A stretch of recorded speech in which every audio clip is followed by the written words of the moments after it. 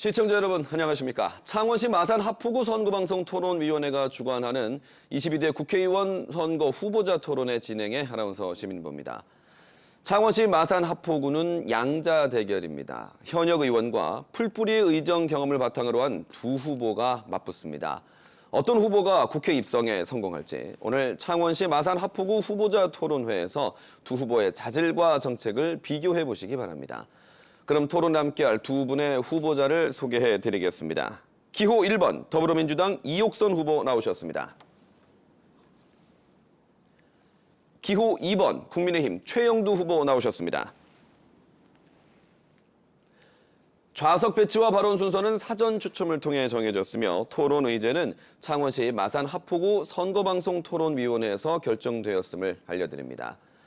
선거방송 토론은 품격 있는 토론을 지향합니다. 근거 없는 비방이나 인신공격은 자제해 주시고 주어진 발언 시간과 권장 시간을 잘 지켜주시길 바라겠습니다.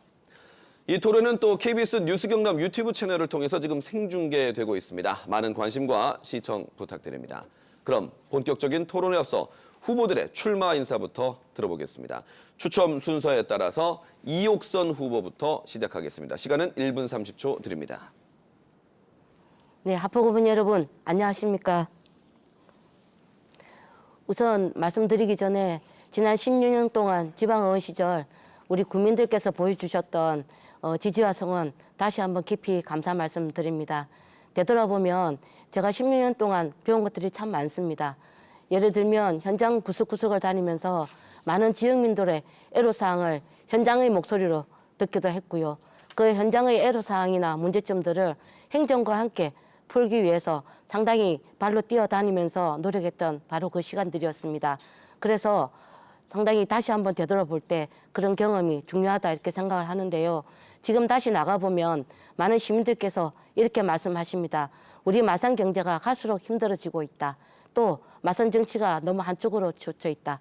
그렇습니다. 이제 마산이 바뀌어야 될 때가 아닌가 생각합니다.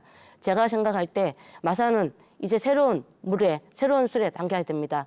그래서 새로운 정치가 불어와야 되는데요. 마산에 필요한 정치가 뭐냐 생각을 해보면 진정성 있는 정치, 일하는 정치, 책임지는 정치, 그리고 균형 있는 정치라고 생각이 됩니다. 그래서 마산에 새로운 바람, 남동풍이 불어서 정말 마산을 발전시킬 수 있는 정치가 이제는 필요한 때가 아닐까 이렇게 생각을 해봅니다. 네, 감사합니다. 다음으로 최형두 후보의 출마 인사 1분 30초 듣겠습니다. 네, 대한민국 민주화 산업화 본산, 대한민국 지중해 도시 마산 하포 국회의원 최영두입니다.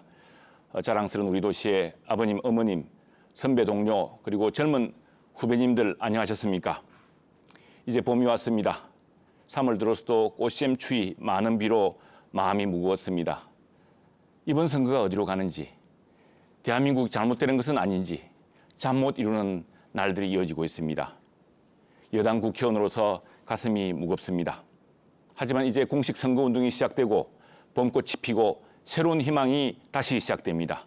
대한민국은 기적의 나라였습니다. 우리 마산도 대한민국의 기적을 만든 도시입니다. 6.25 때 진동리 전투로 풍전등화 임시수도 부산과 유엔 구점인 부산을 지켜내어서 대한민국을 사수했습니다. 그로부터 10년 뒤에는 부정선거에 맞서 3.15 억으로 민주주의를 살려내었습니다. 그로부터 10년 뒤에는 마산 수출 자유 무역 지역으로 대한민국을 경제대국으로 우뚝 세웠습니다. 민주하면 민주화, 산업하면 산업화 모두 본산이었습니다. 이제 마산에서 다시 한번 대한민국의 기적, 대한민국을 동남풍을 만들어야 합니다. 마산 하포 국회의원인 제가 국민의힘 경남도당 위원장으로서 경남 총선에 선두에 선 것도 마산 하포 시민들의 위대한 여정 덕분이었습니다. 이제 2개의 자유무역지역으로 2배의 희망, 2배의 일자리를 키워내겠습니다. 함께하겠습니다. 네, 두 분 모두 시간을 잘 지켜주셔서 감사합니다. 이렇게 22대 국회의원 선거 창원시 마산 하포구 선거구에 출사표를 던진 후보들의 출마 인사를 들어봤습니다.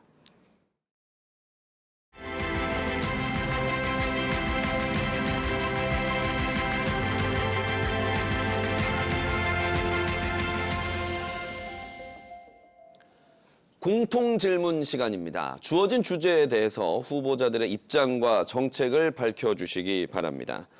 지역 현안의 주제는 민주화 관련 역사적 자원 활성화 방안입니다. 마산은 3.15 이거와 부망정을 주도했던 대한민국 민주주의의 성지입니다. 이와 관련한 역사적 자원들을 어떻게 활성화해 나갈 것인지 의견을 말씀해 주시기 바랍니다. 순서에 따라서 최형두 후보에게 1분 30초 드립니다. 네, 우리 마산은 대한민국 민주화의 본산이었습니다. 그래서 제가 국회의원 되자마자 3.15 특별법을 제정했습니다. 62년 만이었습니다. 이제 3.15 특별법에 따라서 진상조사가 이루어지고 유공자와 참여자가 다시 발굴되었습니다. 그리고 이제는 국가 재정으로 기념사업도 시작됩니다.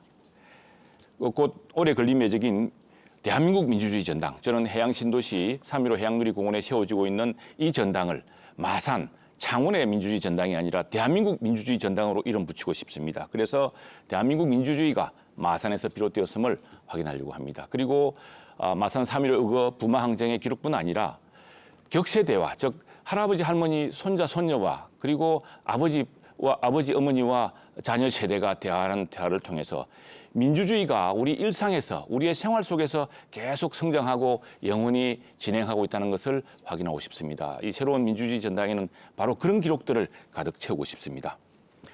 김주일 열사 동상이 외롭습니다. 저는 3.15 이거 당시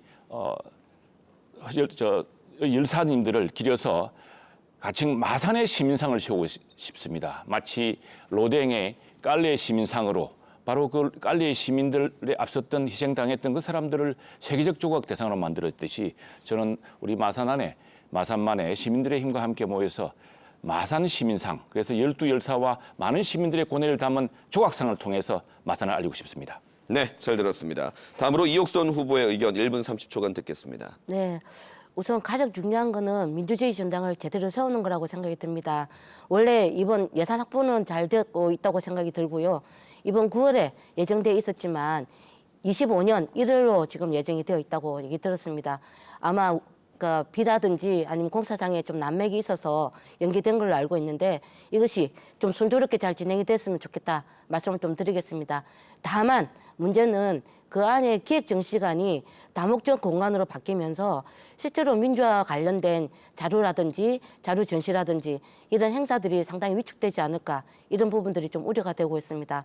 그래서 이 부분들을 아마 창원시와 잘 협의를 해서 제대로 된 민주주의 전당으로 자리매김할 수 있도록 해야 되지 않을까 이렇게 좀 말씀을 드리고 싶고요. 그 외에도 역사 전시관들이 좀 있습니다. 3.15 발원지 기념관도 있고요. 그다음에 부마 동상도 있습니다. 부마 기념 동상도 있고요. 그다음에 김주일 열사 인양지 그 추모비도 있습니다.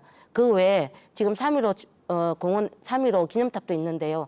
이것이 제대로 관리가 안 되고 있습니다. 그래서 최형두 후보님께서 어느 시절에 실제로 이 부분들 특별법과 관련해서 많이 노력을 하셨다는 걸 알고 있는데 특별법과 함께 이런 관리 방안에 대한 지원도 조례 지정을 좀 지원을 한다든지 아니면 특별법상 재정을 지원할 수 있도록 방안도 같이 모시게 되지 않을까 제안을 좀 드리고 싶습니다. 네, 잘 들었습니다. 자, 다음은 후보들의 자질을 검증하는 순서를 갖도록 하겠습니다. 주도권을 가진 후보께서 7분간 상대 후보의 자질을 검증하되 발언 시간이 1분을 넘지 않게 해주시고 상대 후보의 답변 시간은 최소 30초는 보장해 주시기를 권장하겠습니다.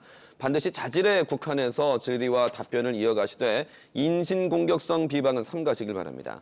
먼저 이옥선 후보에게 상대 후보의 자질을 검증할 수 있는 주도권 7분 드립니다. 네. 후보님께 질문을 좀 드리겠습니다. 먼저 동시대에 민주화 운동에 정말 투신하셨고 그것과 함께 정말 3.15 특별법까지 제정하신 노력들에 대해서 정말 존경과 정말 고생하셨다는 말씀을 드리고 싶습니다. 근데 후보님께서 혹시 건국증정을 보셨습니까? 네, 봤습니다. 네. 보시고 또 다른 분들에게도 권유를 하신 걸로 알고 있는데요. 네, 그렇습니다. 네. 근데 저희들이 기본적으로 생각을 할 때 아마 그 이승만 대통령에 대한 공과 가가 물론 다 나눌 수가 있습니다. 보는 시각에 따라서 달라질 수는 있지만 그럼에도 불구하고 3.15 특별법을 제정하면서 이승만 정권에 대한 문제 제기를 하셨던 분께서 건국전쟁을 권유하기까지 상당히 여러 가지 문제가 있지 않을까라고 제기하는 분들이 있는데요. 그 부분에 대해서는 어떻게 생각을 하십니까? 네, 제가 3.15 특별법을 제안하면서 바로 이승만 대통령의 과 부분을 시정하기 위해서 노력했기 때문입니다. 그리고 과와 함께 이제는 공을 봐야겠다. 우리가 대한민국이 처음 해방되었을 때 문맹률이 거의 8, 90%에 가까웠습니다. 글을 먹는 사람이 많았습니다. 3.15 의거가 가능했던 것도 전쟁 직후에 7, 8년 사이에 문맹률이 10%, 20% 줄었습니다. 대한민국의 위대한 혁명이 시작됐습니다. 그리고 농지개혁을 통해서 진정한 농민들의 토지 소유를 통해서 대한민국 경제 근대화의 기반을 마련했습니다. 그 점도 똑똑히 알아야 된다는 거 하나. 다음에 나라의 방향을 정했습니다. 나라의 방향을 정해서 한미동맹 강화를 통해서 6.25 전쟁 이후 쑥대밭이 대한민국을 키웠습니다. 3.15 의거를 통해서 이승만 대통령은 즉각 하야를 했습니다. 바로 학생들의 희생과 시민들의 눈물을 보고서 내 때문에 피를 흘렸다면서 하야를 했습니다. 이기붕 일당은 비극적 처우를 맞았습니다. 3.15 의거를 통해서 부정선거를 획책했던 모든 공직자들이 엄벌에 처해졌습니다. 그래서 민주주의에 대한 분명한 교훈을 심어주었고 이제 그 점과 함께 우리가 이승만 대통령이 정부 수립을 통해서 또 정부 수립 이후에 교육과 농지개혁과 심지어 원자력 발전에 토대를 쌓았던 점까지도 다시 한번 살펴야 되지 않나 싶습니다. 대한민국이 갑자기 태어난 것이 아닙니다. 그런 공과 가를 공평하게 보는 것이 중요하다는 게 제 생각입니다. 후보님께서는 80년대 민주화운동도 하셨습니다. 네. 예, 그것과 함께 연관을 지어본다면 실제로 이제 그 공과 가를 어떻게 나눌 것이냐 아까 잠깐 말씀드렸지만 공과 가를 나눔에 있어서 정량적인 평가도 있지만 정성적인 평가도 있다고 생각이 듭니다. 우리가 민주화를 얘기할 때 정량적인 것만 얘기를 하지는 않거든요. 몇 가지 잘한 사업들이나 정책들을 모조리 부정하지는 않습니다. 다만 그 정성적인 평가에 의해서 많은 분들이 얼마나 피해를 받는지, 억울한 분들이 없는지, 그것들을 위해 어떻게 다듬어 안고 가는지 바로 이런 것들이 중요하다고 생각이 드는데요. 특히 이승만 대통령 관련해서 지금 아직도 민간인 학살과 관련한 많은 분들이 아직도 해결되지 못한 상태에서 피눈물을 흘리고 있는 경우도 있고요. 또 더 중요한 문제는 예를 들면 그 하야를 하기까지 많은 시민들께서 동참을 하시고 반드시 물러나야 된다 소리를 외쳤기 때문이라고 생각이 듭니다. 바로 그것이 우리 마산에서도 3.15로 나타났던 거고요. 그런 부분에 대해서는 부정을 할 수 없고 물러나도록까지 만들었던 부분에는 분명히 공보다는 과가 더 많지 않았는가 이렇게 평가를 할 수밖에 없을 것 같은데 그런 역사적 평가에 대해서도 부정을 하시는 건가요? 아닙니다. 그래서 이승만 대통령의 과가 바로 3.15 부정선거였습니다. 비록 이승만 대통령은 당시에 장명 박사가 암 투병을 하다가 미국에서 서거하시는 바람에 단독 후보였습니다. 그래서 선거가 필요 없었습니다. 무투표 당선이 되었는데 바로 그 이기붕 일당이 부통령 되기 어려운 사람이었습니다. 그 사람이 당선되기 위해서 그런 온갖 부정선거를 다 저질렀는데 그러나 그 당시에 대통령이었다. 정부 대통령을 같이 뽑는 선거이기 때문에 대통령에 따른 책임을 피하기 어렵습니다. 그래서 그 부분이야말로 이승만 대통령의 과의 가장 큰 부분, 핵심 부분이라고 생각을 합니다. 그리고 저는 독일 현대사를 보면서 우리 대한민국 역사랑 비슷한 점을 많이 발견했습니다. 바로 저는 독일의 근영을 이루었던 아데나와 총리가 이승만 대통령과 함께 당시에 동서독 분단 당시에 어떤 입장을 취했느냐. 그리고 남북 분단 당시에 이승만 대통령은 또 어떤 입장으로 어떻게 나라의 노선을 정했느냐를 보고서 두 사람이 한강의 기적과 라인강의 기적이 결코 우연이 아니었다는 것을 느꼈습니다. 네. 그래서 후보님 그런 제가 다른 공도 질문이 같이 하나 봤습니다. 있어서 네. 여기까지 듣고 네. 공과 가에 대해서는 다음에 또 네, 기회가 네. 되면 말씀을 좀 나누도록 하겠습니다. 그렇습니다. 하나 더 질문을 드리겠습니다. 네.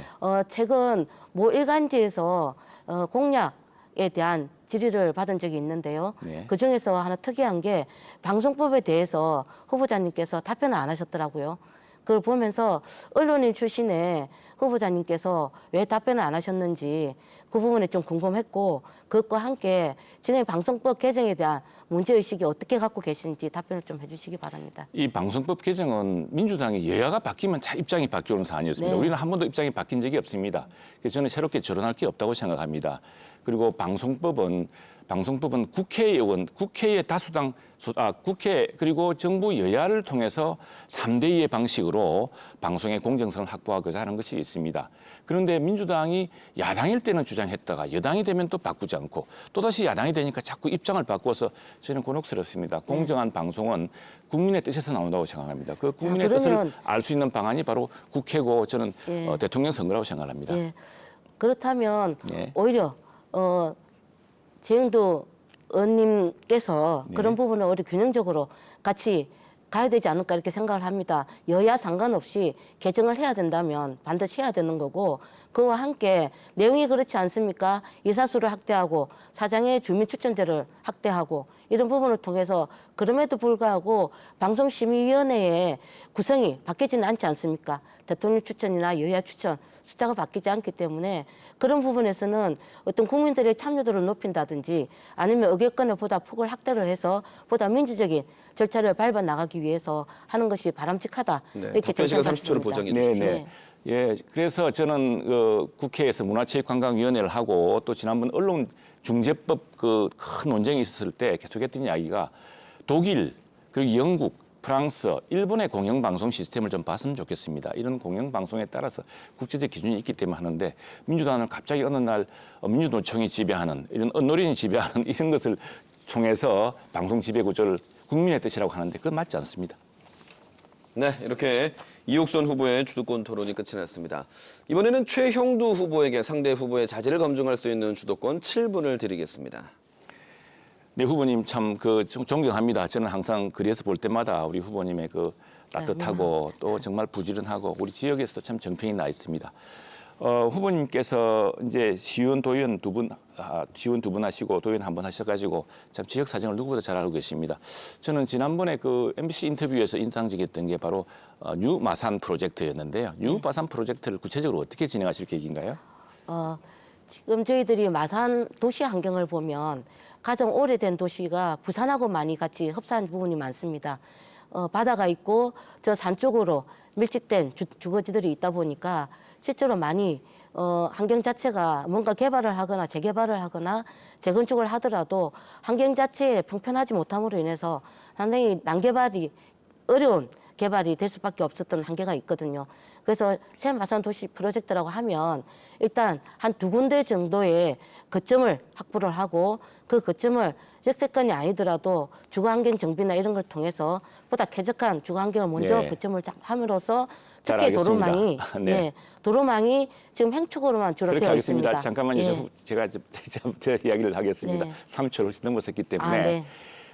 정말 공감합니다. 저도 마산에 살면서 또 마산에서 자라면서 우리 도시가 긴 그 해안선을 따라서 네. 또 바로 산 아래 구성되어 있어서 굉장히 힘든 걸 압니다. 그걸 잘 해야 되는데 문제는 마산이 다시 부흥하려고 그러면은 산업이 다시 살아나야 되지 않겠습니까? 그래서 저는 두 개의 자유무역직을 통해서 새로운 산업의 활력을 불러일으켰다고 이제 약속하고 있습니다. 그리고 지금 마산의 곳곳에 재개발, 재건축이 일고 있습니다만 이게 참 지연되고 있습니다. 재개발 잘못했다가 원주민들이 굉장히 그 모든 사실은 땅과 거의 다 잃고 입주하지 못하는 그런 경우가 많습니다. 그래서 우선에 마산이 성장해야지만이 다시 도시의 인구가 늘고 활력이 늘어야지만이 재건축, 재개발 또 새 마산 프로젝트도 가능할 거라는 게 제 생각입니다. 이 부분은 제가 내세운 공약에도 있는데 우리 후보님과 계속 논의했으면 좋겠고요. 또 하나는 제가 내세우고 있는 것은 바로 민간 합작, 그러니까 이른바 PPP 방식, 퍼블릭 프라이빗 파트너십을 통해서 근데 우리 후보님도 많이 느끼시겠습니다만 우리 교방동이라든가 또 부림시장이라든가 또 문화동, 월영동 이런 곳에 주차장이 많이 부족합니다. 그런데 주차장을 할 부지가 없습니다. 그리고 또 민간에서는 새로운 재건축, 재개발을 하기 위해서 아파트 부지를 확보를 하고 또 재건축 조합을 만들고 하는데 저는 이렇게 따로따로 할 게 아니라 근데 시장 재건축도 마찬가지고 시와 우리 공공이 필요한 주차장 또 수영장, 도서관 이런 공공의 건물을 별도의 건물을 살 수도 없습니다. 별도의 공간이 없습니다. 마산에. 그래서 민간 재개발이 크게 이루어질 시장이라든가 또는 아파트 단지라든가 이곳에 민간 합작 프로젝트를 통해서 주차장, 지하 주차장이라든가 큰 주차장이나 또는 수영장, 도서관, 문화시설 같은 것은 공공분야가 어차피 투자가 되는 부분이니까 이것은 공공분야로 짓고 그 위에다가 다시 민간의 투자와 이것이 합쳐지는 방식으로 한다면은 서로가 훨씬 더 경제성을 높일 수 있지 않을까 생각을 합니다. 여기에 대해서 우리 후보님의 좀 고견을 좀 부탁드리겠습니다. 네. 정도 후보님께서 디지털 관련해서 산업 그 자유무역지역 유치한 거에 대해서는 정말 감사하게 생각을 하고 잘 됐으면 좋겠다는 말씀을 드리면서 다시 나중에 그런 공약과 관련해서 말씀을 좀 드리도록 하고요. 저는 우리가 생각을 좀 바꿔야 될 때가 왔다고 생각이 듭니다. 무슨 말씀이냐면 산업 유치나 일자리 창출도 물론 중요하지만 사람이 돈을 벌어와서 쓸 수 있는 도시 환경, 바로 그러면 소비가 같이 이루어지는 주거 환경도 나쁘지 않다 이렇게 생각이 듭니다. 그래서 우리 마산 환경을 생각을 할 때 주거지가 많지 않습니까? 그렇습니다. 그러면 많은 분들이 유입이 돼서 살면서 소비를 여기서 하면 그 나름대로 내수 환경, 내수 소비가 이루어지게 되면 또다시 우리 마산 하포구의 경제가 살아날 수 있다. 이 측면을 한번 또 말씀드리고 싶고요. 예, 감사합니다. 또 하나는 제가 지지도입니다. 네. 그래서 저는 그 방식 우리 후보님 말씀하신 것을 굉장히 존중하고 있습니다. 그런데 마산이 인구가 자꾸 줄고 있고 고령화가 되기 때문에 새로운 활력이 필요합니다. 그 새로운 활력을 불러일으켜야 되고 그래서 저는 산업 위에도 관광 그래서 남해안관광특별법을 만들었고 또 남해안관광 관문도시라는 개념을 통해서 우리 해양신도시와 우리 마산의 수려한 환경을 바탕으로 또 마산 어시장 또 통술시장 거리 이런 것들의 그 문화적 가치를 높여서 많은 사람들이 마산을 오게 해야 되겠다. 그리고 출향했던 분들도 이제는 다시 마산으로 귀향하도록 했으면 좋겠다는 것이 이제 큰 생각이에요. 그런 인구 수요와 그런 어떤 수요가 있어야지만이 재건축, 재개발도 가능할 거라 생각합니다. 그래서 제가 만든 개념은 그 마산 프로젝트, 뉴 마산 프로젝트에는 바로 이른바 컴팩트 시티 그리고 15분 도시라는 새로운 그 도시 계획에서 나타나는 개념들을 통해서 우리 이옥순 후보님도 적절히 지적하셨지만 이제 막 이렇게 할 게 아니라 중기 프로젝트를, 중기 계획을 우리 마산 그 하포구뿐 아니라 창원시에서 미리 만들어서 그리고 우리 민주당과 우리 국민의힘이 함께 여야 원내외를 떠나서 상의해서 논의하는 방식으로 그래서 도심의 어떤 그 점을 만들었으면 좋겠습니다. 그리고 이제 하나 더 여쭤보겠습니다. 지금 우리 후보님이야말로 참된 민주당 후보에서 정말 존경하는 후보입니다. 그런데 서울의 많은 후보들이 수도권 후보들은 민주당 후보들 보면 정말 답답합니다. 이 변호사비 대납 의혹 아니냐라고 말이 날 만큼 갑작스레 민주당에서 잘하던 의원님들 아마도 이옥순 의원님도 이재명 대표와 함께 줄을 서지 않고 탄핵 표결안에 반대표를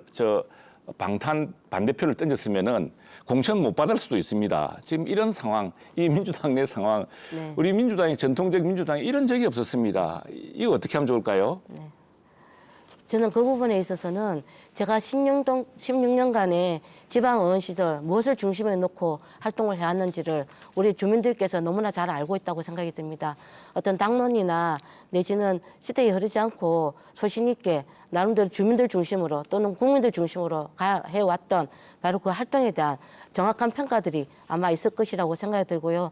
제가 이제 덧붙여서 좀 말씀을 드리면 마산 프로젝트와 관련해서 민자 유치하는 부분에 있어서는 정말 우리들이 아픈 경험들이 많습니다.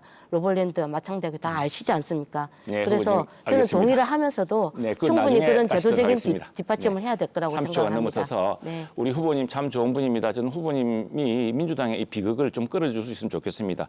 박용진 의원이 있습니다. 박용진 의원 서울에서 최가다 득표로 당선된 사람입니다. 그 사람은 왜 잘랐습니까? 이재명에 맞섰다는 죄로 잘랐습니다. 이런 민주당이 잘못되는 길을 가지 않도록 후보님 좀 도와주십시오. 네, 자, 7분이 지났습니다. 네, 30초는 최소 보장 시간이고요. 1분까지는 답변을 들으실 수 있다는 말씀을 드리겠습니다.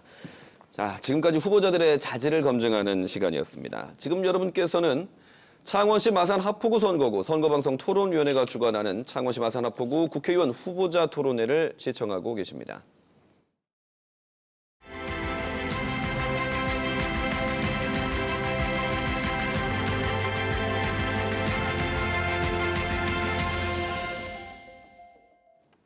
자, 다음은 후보들의 정책과 공약을 검증하는 시간 이어가도록 하겠습니다. 먼저 두 후보의 주요 공약을 들어볼 텐데요. 순서에 따라서 최형두 후보 제한 시간 1분 드립니다. 네, 마산은 자유무역 도시였습니다. 53년 전 봉암동, 산호동 갯벌에 세워진 자유무역 지역이 하포만의 기적을 만들었습니다. 마산을 7대 도시까지 성장시켰습니다. 창동 땅값이 명동보다 비싼 시절이었습니다. 이제는 해양신도시에 대한민국 최초의 디지털 자유무역 지역이 세워집니다. 마산 제도학을 시작합니다. 꿈이 아닙니다. 우리 도시에서 디지털 인재를 키우기 위해 과학기술정보통신부의 소프트웨어 중심 대학, 바로 경남대 월영 캠퍼스에 선정받도록 했습니다. 연세대, 고려대와 나란히 선정되어서 이제 최고의 인재들을 우리 도시에서 키웁니다. 글로벌 게임센터도 시작되었습니다. 무엇보다 초거대 제조 AI 글로벌 공동연구센터도 설립되었습니다. 산업통상자원부 예산도 확보했습니다. 마이크로소프트 코리아, 아마존 웹서비스, 메가존 클라우드, 카이스트, 경남 테크노파크, 경남대를 비롯한 지역의 대학도 참여합니다. 우리 자녀들에게 최고의 AI 1대1 맞춤형 교육 시범 사업도 시작했습니다. 유럽의 지중해와 같은 마산의 매력을 키우기 위해서 지중해 관광도시로 키우겠습니다. 네. 다음은 이옥선 후보의 주요 공약 들을 시간, 제한 시간 1분입니다. 네. 저는 우선 국비와 지방비가 7대 3으로 되어 있는 부분을 5대 5로 만들겠습니다. 그래서 확보된 지방비를 지역 경제 활성화와 지역 발전에 쓸 수 있도록 하겠습니다. 그러기 위해서 지역 공공은행이 필요한데요. 이 지역 공공은행을 설립을 통해서 지역 경제 활성화와 그다음에 지역 발전에 제대로 그 세금을 쓸 수 있도록 만들겠다는 말씀을 드리겠습니다. 그리고 좀 아까 말씀드렸던 새마산 프로젝트와 관련해서 말씀 좀 드리겠습니다. 어쨌든 새로운 마산, 그러니까 도시 계획가들의 조언을 들어보면 더 이상 마산은 부분 교정으로는 되지 않는다. 마산은 확실하게 완전히 바꾸지 않으면 안 된다. 이렇게 말씀하십니다. 그래서 종축으로 도로를 확보를 하고 주요 거점 지역을 확보를 함으로 인해서 마산의 새로운 그림을 그리고 바로 이것들을 통해서 중장기적인 도시 계획을 만들어 나가야 될 때가 되었다. 이렇게 말씀을 드립니다. 네, 잘 들었습니다. 자, 지금부터는 각 후보들의 방금 들으신 공약에 대해서 주도권을 가진 후보가 다른 후보의 공약을 검증하는 시간을 갖도록 할 텐데요. 가급적 질문 시간이 1분을 넘지 않도록 해주시고요. 답변은 최소 30초를 보장해 주시되 1분까지는 들으실 수가 있다는 말씀 드립니다. 답변하는 후보께서도 핵심을 중심으로 답변해 주시기 바랍니다. 먼저 최형두 후보에게 주도권 드립니다. 6분입니다. 네, 국세와 지방세 그리고 세출을 이렇게 네. 조정한다는 방안에 대해서는 늘 여야가 함께 연구하고 있습니다. 그건 좋은 방안을 찾아야 될 것 같은데 지금 이옥선 후보님께서는 민주당 이재명 대표와 함께 지역화폐 발행을 지금 강조하고 계십니다. 그런데 지역화폐 때 이게 국비가 아니라 지방비도 같이 네. 물려있게 돼 있거든요. 그 비율을 아시죠? 네. 네, 50대 50입니다. 그래서 이게 지금 창원시의 경우는 그러니까 지역화폐 발행을 위해서 창원 사랑화폐를 만들 경우에는 국비도 지원이 있겠지만 창원시가 그 똑같은 금액에 근데 1,000억을 발행하면 500억을 내야 됩니다. 근데 창원시 재정이 지금 100만 도시 지난 민주당 시장을 거쳐오고 하면서 빚이 너무 크게 늘어나서 지방 재정 자립도가 100만 도시 중에 최하위입니다. 이제 이런 한계가 있는데 그래서 또 어떤 문제가 있냐면은 지역화폐를 민주당이 특히 이재명 대표가 많이 주장하는 이유가 있습니다. 왜냐하면 경기도는 지방 재정 여력이 엄청나거든요. 오죽하면 민간 사업자가 화천대유라 그래서 뭐 수천 배의 재개발 이익을 얻을 정도 아니겠습니까? 그런 풍족한 도하고 우리가 지금 수많은 빚과 또 지방의 피폐화 현상 때문에 힘든 이것을 맞춰서 하기 힘들기 때문에 저희들은 지역화폐보다는 그리고 지역화폐는 근데 경기도에서 재정이 좀 넉넉한 경기도에서 발행한 지역화폐를 경남에서 쓸 수가 없습니다.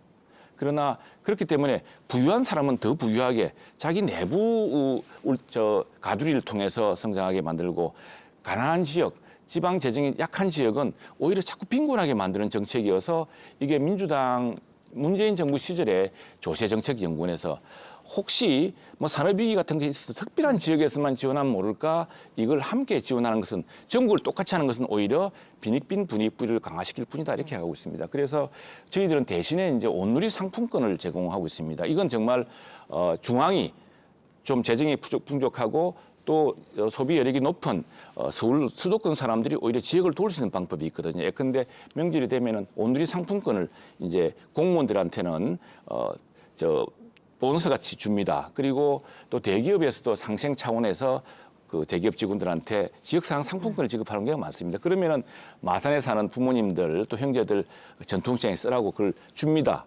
그래서 서울의 소득이 마산으로 이전되는 효과가 있습니다. 그래서 저희는 지역 사회 사랑 상품권보다도 온누리 상품권을 통해서 정말 온누리가 고루 이렇게 따뜻해지도록 하자는 효과를 이야기하고 있는데 이 점에 대해서 어떻게 생각하십니까? 이 문제를 어떻게 생각하십니까? 네.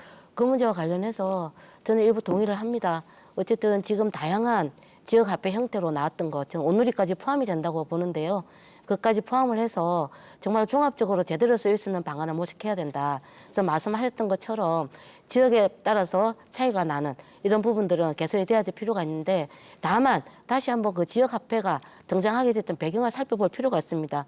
우리 소상공인들에게 도움이 되기 때문에 했던 거고요. 그것이 확대되냐 마냐는 소상공인들의 어떤 의견이라든지 진행 절차를 한번 보면서 판단해야 될 문제라고 생각이 듭니다. 그리고 바로 지역별로 차이가 난다고 하는 부분에 대해서는 제가 볼 때 그래서 지방재정이 더 확보가 돼야 되지 않을까. 지방재정이 더 확보하면 할수록 바로 이런 문제들이 같이 해결이 되기 때문에 그 문제를 먼저 선제적으로 해결하는 것이 바람직하다. 이렇게 좀 말씀을 드리겠습니다. 네, 고마운 말씀입니다. 근데 사실은 이게 우리 지방 재정 확보한다는 것이 사실 지방 재정 저 비율이 한 10년 전에 높았습니다. 근데 지금 낮아지고 있습니다. 그게 왜 그러냐면 산업의 수도권에 집중되어 있기 때문에 그렇죠. 세수가 훨씬 많습니다. 우리 지역은 자꾸 위축되어 가고 있습니다. 독일의 경우는 제가 이제 김황식 총리께 직접 들은 이야기인데 독일의 경우는 부자주, 근데 뮌헨주 같은 부자주가 가난한 주에게 이걸 서로 또 나눠 가질 수 있는 지방 재정의 균형이 있다고 합니다. 그러나 우리는 부자도가 가난한도를 나눠줄 수 있는 그런 아직까지 문화라든가 시스템이 없습니다. 근데 지방 재정과 이게 이제 그 국세를 함께 하게 되면은 오히려 어떤 경우에는 국세 비율이 낮아져서 지방의 큰 사업, 우리처럼 좀 수도권에 비해서 뒤처진 지역은 나아가기 힘든 게 있습니다. 근데 디지털 자유무역 지역의 경우가 그렇습니다. 마산 해양 신도시에 약 4천억 규모 정도로 4천여 원을 짓는데 여기에 국비가 한 3천억, 그러니까 이렇게 지급이 됩니다. 도비 시비가 이제 30% 미만으로 그 정도로 지급이 되거든요. 이렇게 중앙에 큰 재정을 끌어와서 부족한 지방 재정을 보충하면서 키우는 효과도 있기 때문에 이런 다양한 구조를 좀 봐야겠다는 생각이 듭니다. 만일 이게 그냥 5대5로 그러면은 어떤 중앙의 재정을 따더라도 지방 재정을 골고루 나눠 쓰다 보면은 집중하기 어려운 측면이 있다는 점도 저는 좀 말씀을 드리고 싶습니다. 예, 그리고 우리 저 후보님께서 마창대교 통행료 이 문제를 이야기하시는데 혹시 마창대교 언제 어떻게 시작된지 아십니까? 홍치곤 시장 때부터 시작이 됐습니다. 그럴까요? 네. 예. 네. 자, 제가 끝입니까? 네. 예, 예. 예. 그래 마창대교 요금을 인하하고 궁극적으로 무료화해야 된다는 전적으로 정확한 핵심을 말씀해 주시면 네, 말씀드리겠습니다.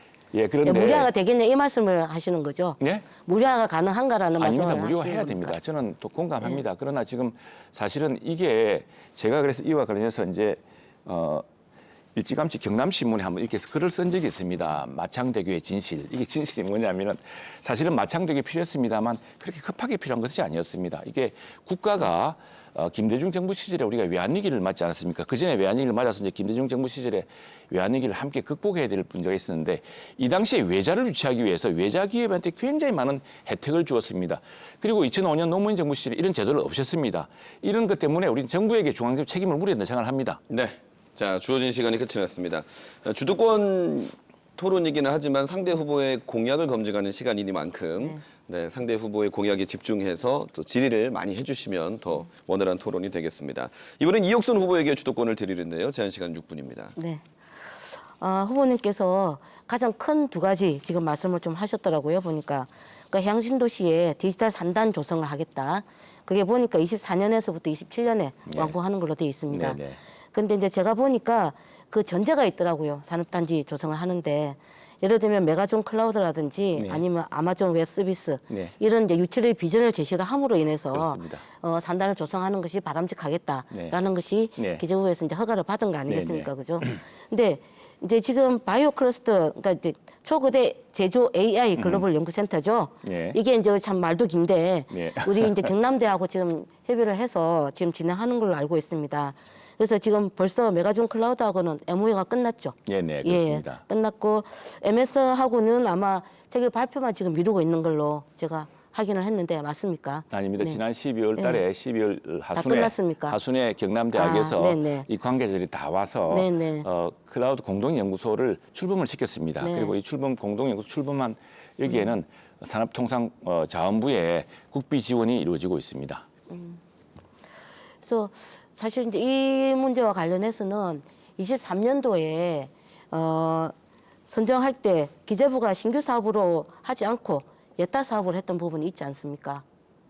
그게 이제 기존의 경산에 국회의원께서 이제 사업을 유치를 하기 위해서 갔는데 이 문제가 학생이 200명이 수용이 안 됨으로 인해서 과연 사업이 제대로 될 것이냐 하는 의문을 제기를 했고 그것 때문에 사업이 진행이 안 된 걸로 제가 확인을 했습니다. 그런 부분과 관련해서 어쨌든 연구센터를 지금 이제 설립을 하고 추진을 할 텐데요. 아직 남은 문제는 어쨌든 학생 모집과 제대로 된 추진이 아직 남아 있지 않습니까? 만약 그것이 아닌데 그 잘못 알고 계신 겁니다. 예. 예. 그럼 설명을 좀 해주시고요. 예, 예.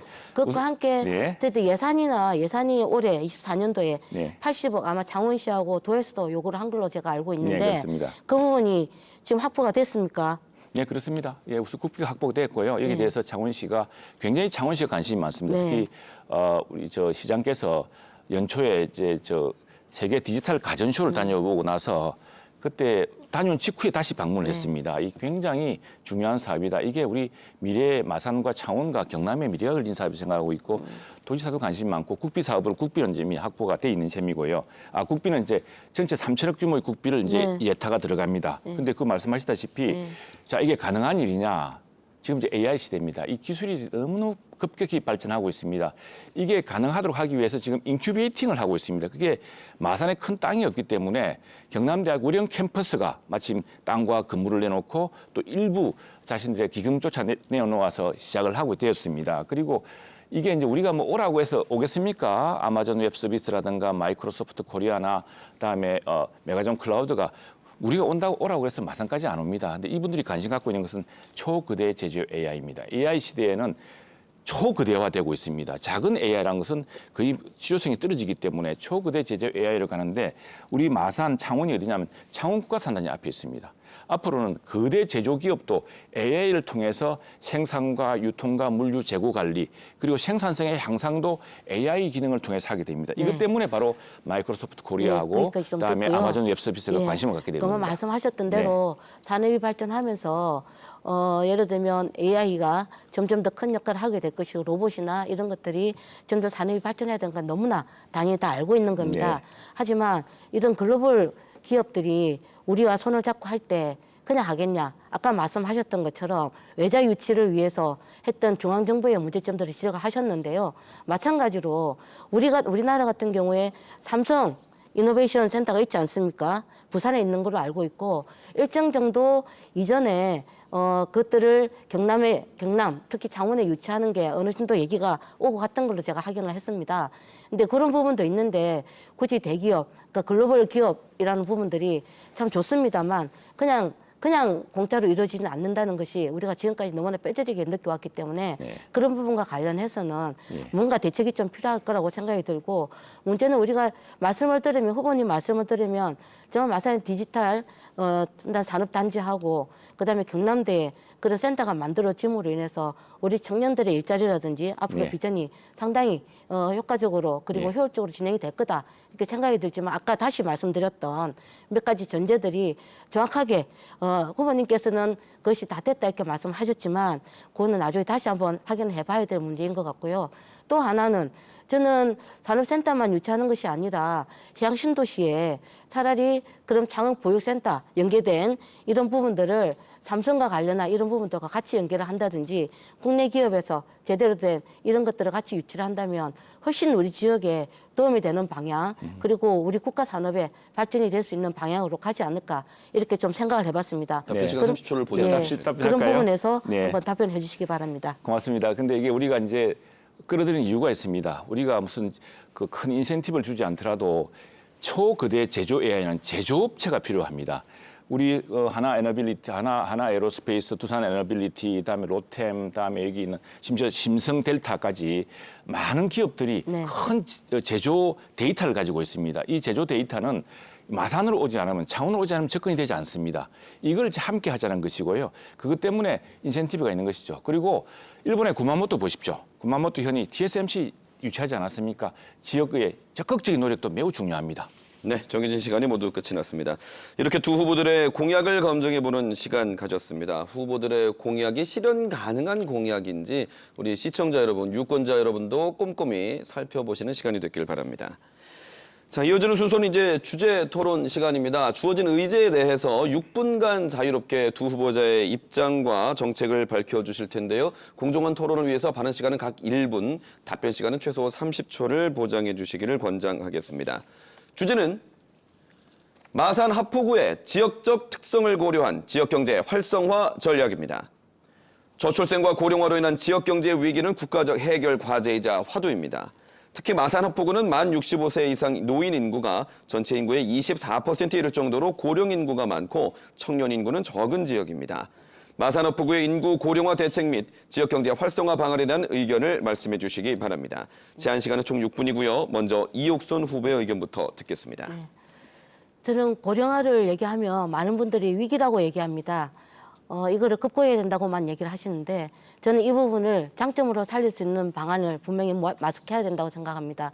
왜냐하면 전 세계적으로 고령화가 진행되고 있고 오히려 선제적으로 이 고령화 부분에 대한 대책을 세우는 것이 향후 주도적으로 지역 발전을 이끌어 나갈 수 있는 방법이 되지 않을까. 그래서 그 대안으로 저는 휴양마을을 한번 생각을 해봤습니다.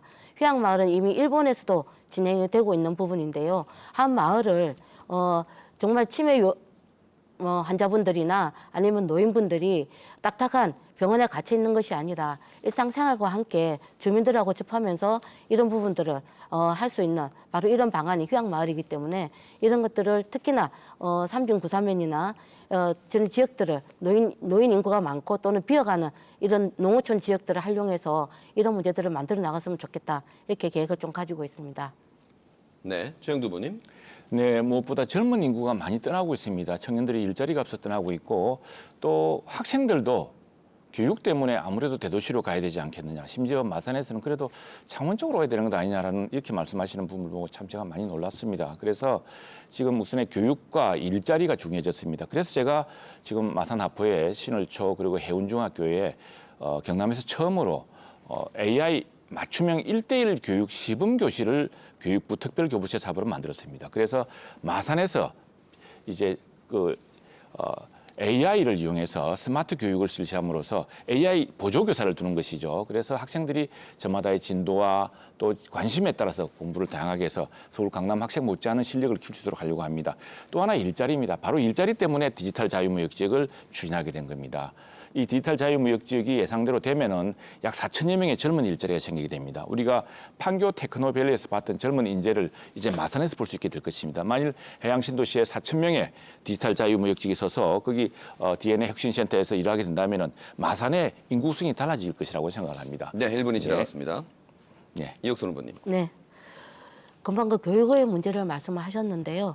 저희가 교육을 생각할 때 지금 갑자기 이제 하포구에 특히 신마산 일대에 대규모 단지가 들어서면서 젊은 층들이 많이 유입이 됐습니다. 특히나 유아기부터 중고등학생까지 학부모를 둔 학부모들이 많은데 가장 큰 고민이 교육의 문제입니다. 근데 고민의 핵심이 뭐냐면 AI 첨단 교육도 중요하지만 또 하나는 아이들 수준에 맞게 다양한 수준별 맞춤 교육을 받을 수 있도록 하는 층들이 좀 그 프로그램이 필요하지 않겠냐. 물론 학교 내 수업도 중요하지만 그 외에 학교 밖에서도 바로 이런 것들을 지자체에서 보충을 해주는 그런 역할들을 좀 해줬으면 좋겠다. 이렇게 얘기를 하시거든요. 그런 부분에 대해서는 한번 고민해 보셨습니까? 예, 그렇습니다. 예. AI 맞춤형 1:1 교육이 바로 수준별 수업입니다. 우리 교실에 30명의 학생이 있으면 실제로 학교 선생님의 진도를 따라가는 학생들은 아마 10명 정도 안팎일 것입니다. 나머지 일부는 선행학습을 통해서 이미 자기가 알고 있는 것이어서 학원 준비를 하고 있고 나머지 10명 정도는 선생님이 그냥 조용히 하고만 있는 겁니다. 사실 이게 현실입니다. 네. 그래서 AI 맞춤형 교실이라는 것은 우리 학생들이 진도가 있습니다. 근데 수학 같으면 수학에 내가 지수로 그 부분은 이렇게 좀 따라가겠는데 갑자기 기하 넘어가면서 못하는 수가 있습니다. 그런 건 어디서부터 막혔는지를 바로 AI 맞춤형 교재를 디지털 교과서라든가 이걸 통해서 확보해내는 겁니다. 그래서 선생님이 이 학생은 여기가 좀 부족하구나 이렇게 해주고 그래서 선생님이 별도로 그 부분을 가르치고 또 AI 맞춤형 지금 큰 스마트 테크놀로지가 바로 그것을 요즘 학생들은 전부 이제 탭이라든가 이런 걸로 보지 않습니까? 그래서 그런 방식으로 이제 해주기 위한 핵심은 바로 우리 학생 한 사람 한 사람 저마다 소중하게 정말 진도와 관심에 따라서 적절하게 교육해서 하겠다는 게 남았습니다. 핵심입니다. 청년 일자리 부분에 대해서 말씀하셨는데요. 지금 아마 이런 말씀 들어보셨을 겁니다. 청년들이 판교 이하로는 오려고 하지 않는다. 정말 심각하고 가슴 아픈 말입니다. 바로 그런 측면에서 후보님께서 우리 지역의 대학과 함께 바로 그런 센터를 만들어서 유능한 인재들을 발굴하고 또는 키워내기 위해서 유치 등을 정말 바람직한 게 아닐까 이렇게 생각이 좀 드는데 청년 일자리도 그와 연계돼서 만들어지지 않겠습니까? 네, 그렇습니다. 예, 그랬을 때 교육뿐만이 아니라 창업을 할 수 있는 센터, 보조할 네. 수 있는 센터, 네. 바로 이게 같이 좀 만들어져야 될 것이고 네. 그런 의미에서 아까 말씀하셨던 글로벌 기업뿐만이 아니고 국내 기업과 함께 그야말로 안주할 수 있는 정착할 수 있는 중장기적인 계획과 함께 진행되지 않으면 이것이 또 한순간 프로그램은 끝날 수 있다. 이 우려들이 좀 있습니다.